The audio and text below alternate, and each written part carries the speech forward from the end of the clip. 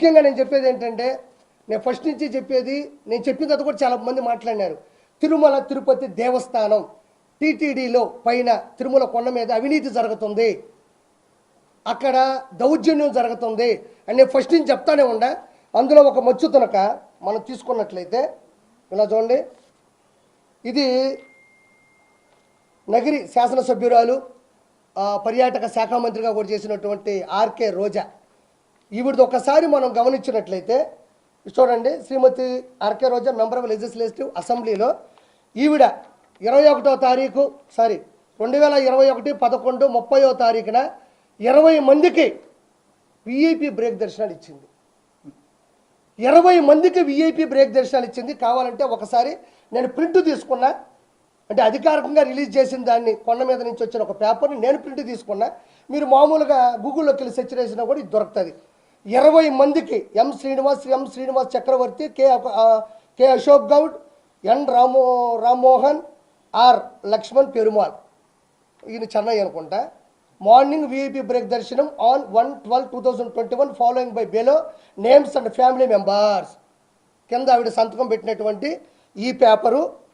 ఇంకొకటి ఏంటంటేనండి, పెద్దిరెడ్డి రామచంద్రారెడ్డి, ఈయన ఏకంగా తిరుమల తిరుపతి దేవస్థానంలో విఐపి బ్రేక్ దర్శనాల్ని 58 మందిని పంపించాడు ఒకటే రోజు. 58 మందిని ఒకే రోజు విఐపి బ్రేక్ దర్శనానికి పంపించినాడు. చూసుకోండి ఒకసారి, కావాలంటే ఈ డేటు కూడా చెప్తా.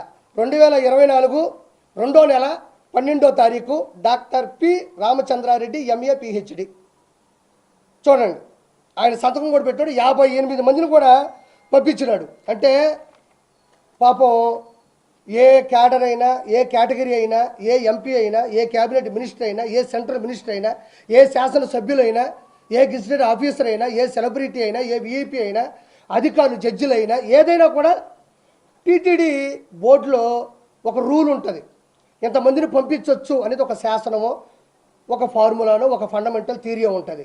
వీళ్ళు అడ్డదిడ్డంగా సంబంధం లేకుండా 151 సీట్లు వచ్చిన అధికార గర్వంతో, అహంకారంతో, అధికార దుర్వినియోగంతో 58 మందిని పెద్దిరెడ్డి రామచంద్రారెడ్డి, 20 మందిని రోజా, అంటే ఒక్క రోజులో అతను 58 మందిని, ఈవిడ 20 మందిని పంపించిందంటే 151 శాసనసభ్యులు, 22 మంది ఎంపీలు, ఇంకా సెంట్రల్ మినిస్టర్లు, క్యాబినెట్ మినిస్టర్లు, అంటే ఇద్దరే ఇంతమందిని పంపిస్తే ఒక రోజులో 365 ఇంటూ 5 సంవత్సరాల్లో ఈ ఎంపీలు, సెంట్రల్ మినిస్టర్లు, క్యాబినెట్ మినిస్టర్లు, శాసనసభ్యులు వీళ్ళందరూ కలిసి వాళ్ళు ఒక్కొక్క లెటర్ హెడ్ మీద ఎంతమందిని పంపించుంటారని నేను అడుగుతా ఉన్నా.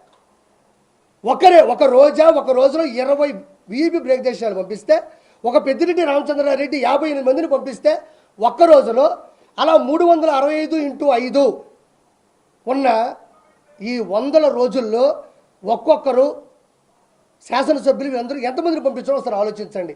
ఇదంతా ఎందుకు చెప్తున్నానంటే, పోయినారు, దేవుని దర్శించుకున్నారు, అయిపోయింది. కానీ ముఖ్యంగా గమనించాల్సింది ఏంటంటే, ఇక్కడ సామాన్య భక్తులు తిరుపతి నుంచి తిరుమల కొండకి నడుచుకుంటూ వస్తారు. సర్వదర్శనం అని ఉంటుంది. క్యూ లైన్లోకి వెళ్ళిపోతారు, అక్కడి నుంచి కంపార్ట్మెంట్లోకి వెళ్తారు, ఆ నుంచి దర్శనానికి వెళ్తారు, ఆ తర్వాత బయటకు వచ్చి లడ్డు తీసుకుంటారు. అది అందరూ తెలిసిందే. కానీ కొన్ని లక్షల మంది, కోట్ల మంది కింద నుంచి నడుచుకొచ్చే సామాన్య భక్తులు, డబ్బులు లేని వాళ్ళు, నిజమైన దైవభక్తి కలిగిన వాళ్ళు, మాకెలా విఐపి దర్శనాలు వద్దు, మేము డైరెక్ట్గా దేవుణ్ణే చూడాలనుకుంటున్నాం, అది కదా నిజమైన భక్తి అనుకునే వాళ్ళు కూడా పైనుంచి, అదే కింద నుంచి పైకి వచ్చి క్యూ లైన్లోకి వెళ్తారు. ఈ క్యూ లైన్లోకి వస్తారు, కంపార్ట్మెంట్లోకి వెళ్తారు, దర్శనానికి వెళ్తారు. ఇక్కడ ప్రాబ్లం ఏంటంటే, విఐపి బ్రేక్ దర్శనం ఇవ్వడం వల్ల ఎక్కడికక్కడ క్యూ లైన్ ఆగిపోతుంది. వీళ్ళు పోతారు, వీళ్ళ హారతలు, వీళ్ళ పట్టింపులు, ఇంకా దగ్గరకు తీసుకెళ్ళడం, దేవుడితో మాట్లాడతామని చెప్పడం. దేవుడే మాట్లాడడం అది వేరే విషయం. నీతి, నిజాయితీ, భక్తి, శ్రద్ధ ఉంటే దేవుడు మనకు ఆశీస్సులు ఇస్తాడు. అధికారం, అహంకారం, రౌడీయిజం, మంది మార్బలం, అక్రమ ఆస్తులు ఉంటే జగనన్న ప్రసన్నం అవుతాడు, జగనన్న కనబడతాడు, జగనన్న దర్శనం ఇస్తాడు. వెంకటేశ్వర స్వామి కాదు. భక్తి శ్రద్ధతో వెళ్తే వెంకటేశ్వర స్వామి మంచిగా ఆశీస్సులు ఇస్తాడు. ఈ విధంగా అధికార దుర్వినియోగం వెళ్తే ఆకారం ఉంటుంది తప్ప ఆశీస్సులు ఉండవు. ఈ విధంగా కొన్ని వందల మందిని వీపీ బ్రేక్ చేసడానికి వెళ్ళి సామాన్య ప్రజలందరూ కూడా క్యూ లైన్లో ఆగిపోయినారు. వాళ్ళు కదలాలి కదా, ఇక్కడ క్యూ లైన్ కదలాలా, క్యూలోకి వెళ్తే కంపార్ట్మెంట్లకు కదలాలా, కంపార్ట్మెంట్లకు వెళ్తే దర్శనం కదలాలా, దర్శనం కదిలితే లడ్డు తీసుకోవాలా, లడ్డు తీసుకుంటే కిందకి రావాలా. వీటి వల్ల ఎంత ట్రాఫిక్ జామ్ క్యూ లైన్లో జరుగుతుంటుందో ఒకసారి ఆలోచించండి.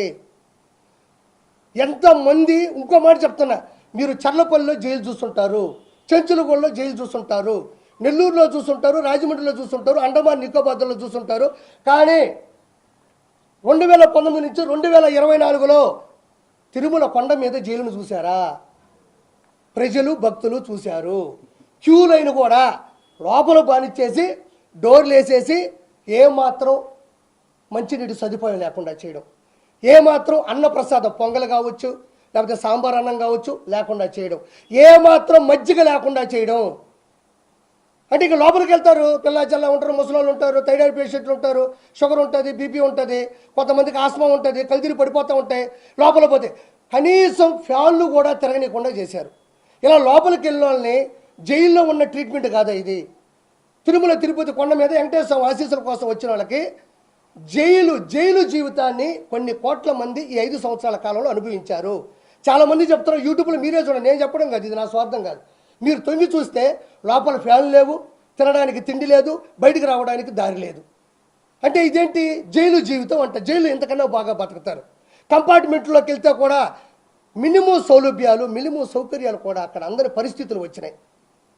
అంటే లోపలికి వెళ్తే ఇంక అలానే పడుండిపోవాలి, ఎప్పుడు వెళ్తే అప్పుడు ఉండాలా, పోయేవాళ్ళు పోతూ ఉంటారు, వచ్చేవాళ్ళు వస్తూ ఉంటారు.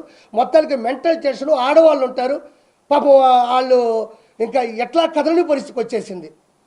అంటే జైలు జీవితాన్ని దాని మీద చూపించినటువంటి ఘనత ఓన్లీ జగన్మోహన్ రెడ్డిది మాత్రమే. తర్వాత వచ్చేసి ఆయన చేసిన వాటిలో ఇంత అరాచకం పైన మళ్ళీ చెప్తున్నా, ఏమనుకోద్దు, పైన కింద నుంచి వచ్చే జనాలకి పులి భయం పెట్టాడు, కర్ర ఇచ్చి స్టిక్కర్ వేసుకున్నాడు. పైకి వచ్చిన తర్వాత వాటర్ బాటిల్ 75 రూపాయలు, గాజుది 75 రూపాయలు, 20 రూపాయలు ఉండాల్సినటువంటి వాటర్ బాటిల్ 75 రూపాయలు పెట్టాడు. తిరిగి ఇస్తే డబ్బులు ఇస్తా అన్నాడు. భక్తులు తిరిగి ఆ నీళ్ళన్నీ దాగేసి ఆడిచ్చేసి పోతారు. అది ఎలాగో కుదరదు. ఆ టెండర్లంతా ఎవరికి ఇచ్చినారు? ఆ గాజువి, ఆ వాటరు పెద్దిరెడ్డి రామచంద్రారెడ్డి, భువన కరుణాకర్ రెడ్డి, వైవి సుబ్బారెడ్డి వీళ్ళకి ఇచ్చుకున్నారు. ధర్మారెడ్డి ఎగ్జిక్యూటివ్ ఆఫీసర్గా ఉన్న నేతృత్వంలో. దాని తర్వాత అన్నదానంలో అన్నం ఉడికేది కాదు, సాంబార్ పాసిపి ఉండేది, పచ్చడి స్మెల్ వచ్చేది, దాన్ని నాశనం చేశారు. హుండీలో ప్రతి ఒక్కరూ ముడుపులు చెల్లించుకుంటారు, మొక్కులు తీర్చుకునే పద్ధతిలో వాళ్ళు మంగళసూత్రాలు కూడా వేసేస్తారు కొంతమంది భక్తులు. ఆ డబ్బులకు కూడా పరకామంలో లెక్క పెట్టాల్సిన సందర్భాన్ని కూడా నాశనం చేశారు.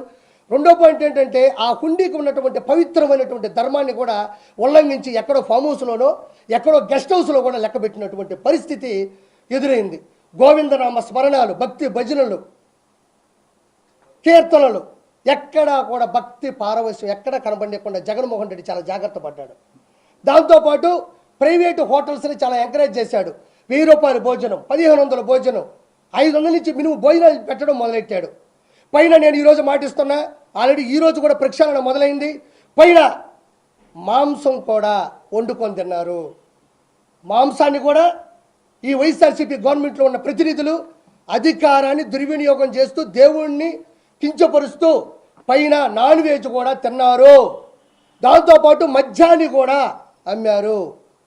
గ్రూపు రాజకీయాలు చేశారు, రియల్ ఎస్టేట్ చేశారు, పైన దందాలు చేశారు. పైన ఉన్న కొండని కొత్త వెంకటేశ్వర ఉన్నటువంటి ప్రదేశం మాత్రమే వెంకటేశ్వర ఉన్నాడు, మిగతా అన్నీ కూడా వ్యాపారం చేసేశారు. మొత్తం కూడా తిరుమల తిరుపతికి సంబంధించిన కొండని మొత్తం శేషాచల అడవుల్లో ఉన్న ఎర్రచందనం మొత్తాన్ని తరలించారు. 100 కోట్ల టెండర్లు వేసి ఆల్రెడీ ఉన్నటువంటి భవనాల్ని కూల్చి శిథిల వ్యవస్థకు చేసి వాటి ప్లేసులో కావాలని నాసిరకమైన కొత్త కట్టడాలు కట్టి ఈరోజు వాళ్ళల్లో వాళ్ళు డబ్బులు సంపాదించుకున్నటువంటి పరిస్థితి తిరుమల తిరుపతి దేవస్థానంలో ఉంది. పురోహితులు భయపడ్డారు. లడ్డూ ప్రసాదం, మనం తినే లడ్డూ ప్రసాదం మీ అందరికీ తెలుసు. మనం చిన్నప్పుడు లడ్డు ఎత్తుకెళ్తే ఊరు వాసన వచ్చేది.